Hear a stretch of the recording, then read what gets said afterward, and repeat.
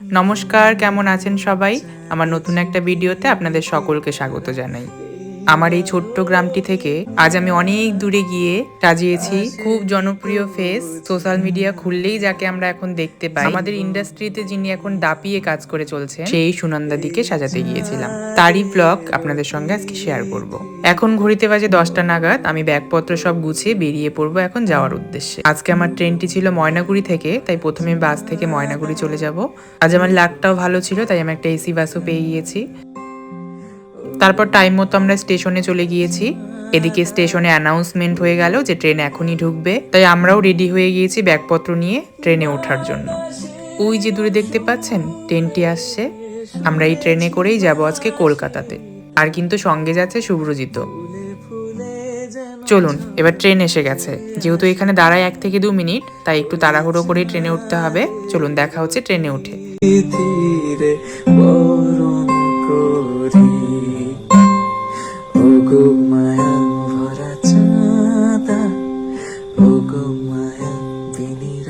ট্রেনে উঠে আমাদের সিট নাম্বার অনুযায়ী আমরা বসেও পড়েছি এবং ট্রেনটাও ছাড়তে শুরু করে দিয়েছে। দেখতে দেখতে বিকাল পেরিয়ে রাতও হয়ে গেল। এখন রাত্রি 8টা নাগাদ বেজে গেছে। আমরা পৌঁছে গেছি মালদাতে। যেহেতু অনেকটা সকালেই নামিয়ে দেবে, তাই এখন আর কোনো কাজ নেই, খাওয়া দাওয়া করে আমরাও শুয়ে পড়বো। তারপর সকালে ট্রেন থেকে নেমে ফ্রেশ হয়ে বেরিয়ে পড়েছি আজকের লোকেশনে, হাওড়াতে। কলকাতার সেই বড় বড় অট্টালিকা, ব্যস্ততম রাস্তা, জনগণের ভিড়, বিশ্ববিখ্যাত সেই হাওড়া ব্রিজ দেখতে দেখতে আমরা আমাদের ডেস্টিনেশনেও ঢুকে যাচ্ছি প্রায়। কলকাতাতে আমার 3 থেকে 4 বার কাজের সূত্রে আসা হলেও কখনোই হাওড়া ব্রিজ দিয়ে যাওয়া হয়নি এবং হাওড়া ব্রিজকে সামনে থেকেও দেখা হয়নি। আজ কাজের সুবাদে আমার হাওড়া ব্রিজ দেখাও হয়ে গেল এবং হাওড়া ব্রিজ ওপর দিয়ে যাওয়াও হলো। নিচে রয়েছে গঙ্গা নদী, সেটাও দর্শন হয়ে গেল। ফুলে ফুলে যেন ঝরানো যে এই তো চলেও এসেছি। এবার লিফটে করে 5th ফ্লোরে চলে যাব। সেখানেই রয়েছে আজকের স্টুডিও। অনেক অপেক্ষার অবসানের পর চলে এসেছে সুনন্দা চক্রবর্তী। চলুন আর দেরি না করে এখন কাজ স্টার্ট করা যাক। প্রথমে আমি একটা বিফল লুক নিয়ে নিলাম ট্রান্সফরমেশনের জন্য। নেক্সট হেয়ার ক্রিম্পিং এ চলে যাব। হেয়ার আমি সেরকম কোনো অ্যাডভান্স কিছু করছি না, সেজন্য হালকা কিছু ক্রিম্পিং করে নিচ্ছি। ক্রিম্পিং শেষ করে ফেস ক্লিন করে টোনার দিয়ে নিয়েছি, সেটাই আমি এখন ফ্যান দিয়ে শুকাচ্ছিলাম। মেকআপের ক্ষেত্রে কিন্তু স্কিন প্রিপেয়ার খুব জরুরি, সেজন্য ভালো করে আমি স্কিনটা প্রিপেয়ার করে নিচ্ছি। আমি এখানে ময়শ্চারাইজার হিসাবে ইউজ করছি পিএসসির airy hydrating cream. As a primer হিসাবে আমি সম্পূর্ণ ফেসে ইউজ করছি হুডা বিউটির একটা প্রাইমার। নেক্সট আমি অ্যাপ্লাইজার একটা কনসিলার প্যালেট থেকে ওর সম্পূর্ণ ফেসে যেই এরিয়াতে প্রবলেম রয়েছে সেগুলিকে আমি কারেক্টিং করে নিচ্ছি। তো দেখো, ধীরে ধীরে আমরা স্টেপ বাই স্টেপ এগোচ্ছি।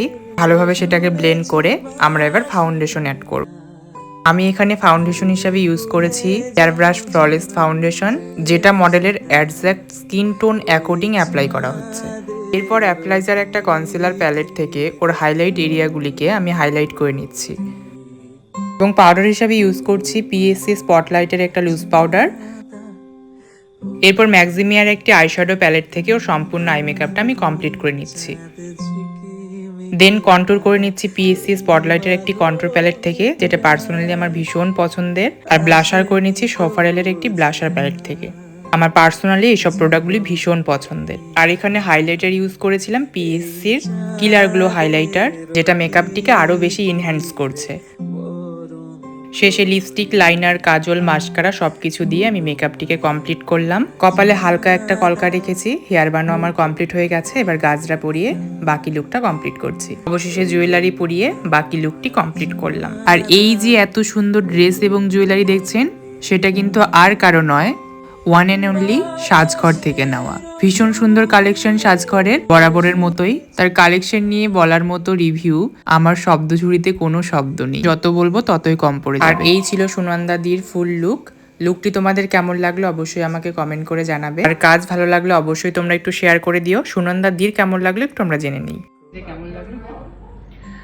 আমার ভীষণ ভালো লেগেছে, সত্যি কথা বলতে। মানে আমি সত্যি খুব এক্সাইটেড হয়ে গেছি। আমার শাগনিকের লুকটা রিভিল করার আগে আমি আমার পেজ থেকে রিভিল করে দিয়েছি, কারণ আমি মানে এর আগে থেকেই অনেক ফুটেজ নিয়েছিলাম যেগুলো এই গাজরাটা আর্ট জুয়েলারির ওর মেকআপ লুকের, এমনকি ওর সব থেকে ভালো লেগেছে আমার এই বেবি হেয়ারের মানে বসিয়ে দেওয়ার টেকনিকটা, যেটা অনেক মেকআপ আর্টিস্টরাই কিন্তু আমার হেয়ারে করতে পারে না। আমার বলতে দ্বিধা নেই, কারণ অনেকেই জানো যে আমার বেবি হেয়ারগুলো বসানো পসিবল হয় না, যার জন্য আমি আগমনী শুটে সবাই আমাকে প্রেফার করে যে এইখানটা দুর্গা ঠাকুরের মতো। সেই জিনিসটা কিন্তু আজকে পুরোটাই মানে সাব্যসাচীর মতো করে করার চেষ্টা করেছে, মানে ডেফিনেটলি করেওছে, তোমরা দেখতে পাচ্ছ। আর অল ওভার লুকটা তো ভীষণ ভালো লেগেছে, তোমরা কিন্তু জানাতে ভুলো না, কারণ তোমাদের কমপ্লিমেন্ট আমার কাছেও খুব ইম্পর্টেন্ট। তাই কমেন্ট বক্সে আমাকে @ দিয়ে মেনশন করে যা লেখা লিখো, তাহলে আমিও তোমাদের কমেন্টগুলো পড়তে পারবো আর খুশি হব। ভালো আর খারাপ দুটো নিয়েই খুশি হব, কারণ খারাপ যেখানে থাকবে সেখানে ভালো থাকবে অবভিয়াসলি। আর শাগনিকের জন্য বলবো যে মানে এত দূর থেকে কলকাতায় এসে কাজ করেছে, সত্যি এইরকম মেকআপ আর্টিস্টরা ডিজার্ভ করে কলকাতাতেও বুকিং পাওয়ার জন্য। তো আমার যত দর্শক আছে কলকাতা, তোমরা কিন্তু শাগনিককে বুক করতে পারো তোমাদের স্পেশালদের জন্য। সো মাচ, তোমাকে অনেক অনেক ধন্যবাদ। তোমার অসুস্থ মানে শোনার পরে আমার সত্যি খুব খারাপ লেগেছে, তারপরেও যে তুমি এত দূর আসতে পেরেছো 4 ঘন্টা ট্রাভেল করে, তার জন্য তোমাকে অসংখ্য ধন্যবাদ। কিন্তু লুকটা পেয়ে খুব ভালো লেগেছে আমার। Thank you. আপনারা তো শুনেই নিলেন সুনন্দাদির কেমন লাগলো, নিজে মুখেই বলে দিল। তবে চলুন আজকের ভিডিওটা এখানেই শেষ করছি। টিউটোরিয়াল ভিডিওটা কেমন লাগলো অবশ্যই আমাকে জানাবেন কমেন্ট করে, আর ভালো লাগলে অবশ্যই শেয়ার করে দিবেন। সবাই ভালো থাকবেন, সুস্থ থাকবেন, দেখা হচ্ছে পরের কোনো ভিডিওতে। থ্যাংক ইউ সো মাচ সকলকে।